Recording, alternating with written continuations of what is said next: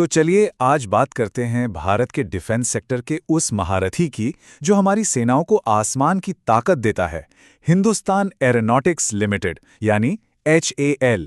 आज हम यही समझेंगे कि ये कंपनी क्या वाकई आसमान छू रही है या फिर इसकी उड़ान में कुछ मुश्किलें भी हैं। जरा इस आंकड़े पर गौर कीजिए, 1,89,000 करोड़ रुपए। और ये कोई छोटी मोटी रकम नहीं है। ये है मार्च 2025 तक HAL की ऑर्डर बुक। इसका सीधा सा मतलब है कि कंपनी के पास अगले कई सालों तक के लिए काम की कोई कमी नहीं है। ये आंकड़ा ही अपने आप में HAL के स्केल और इसके भविष्य की एक बड़ी तस्वीर पेश करता है। तो सवाल ये है कि इतने बड़े बड़े कॉन्ट्रैक्ट्स तो हैं, पर क्या कंपनी की परफॉर्मेंस भी उतनी ही दमदार है? कागज पर तो सब मजबूत दिख रहा है, लेकिन जमीन पर क्या हो रहा है? आइए आज इसी की पड़ताल करते हैं। हम देखेंगे कि कंपनी के लिए ग्रीन फ्लैग्स क्या हैं, यानी इसकी ताकत क्या है, और साथ ही उन रेड फ्लैग्स पर भी नजर डालेंगे जिन पर ध्यान देना जरूरी है। तो ठीक है, शुरू करते हैं कंपनी के ताज़ा रिपोर्ट कार्ड से।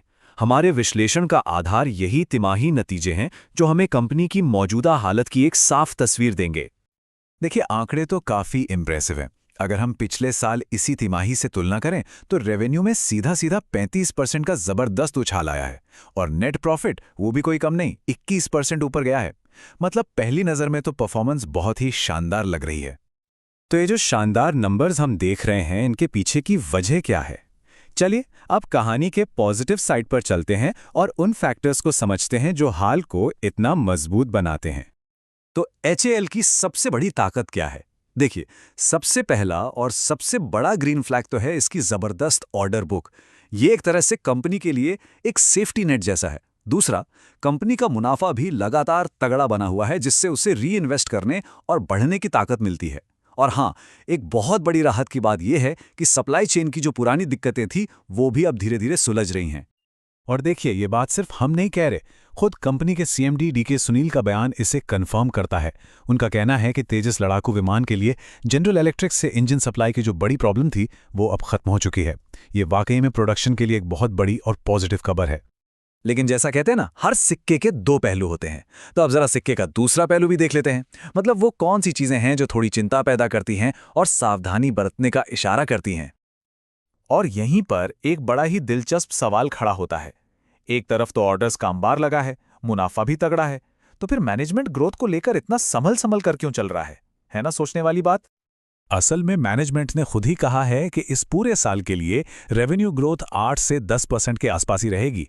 मतलब डबल डिजिट ग्रोथ के लिए हमें अगले साल तक का इंतजार करना पड़ सकता है।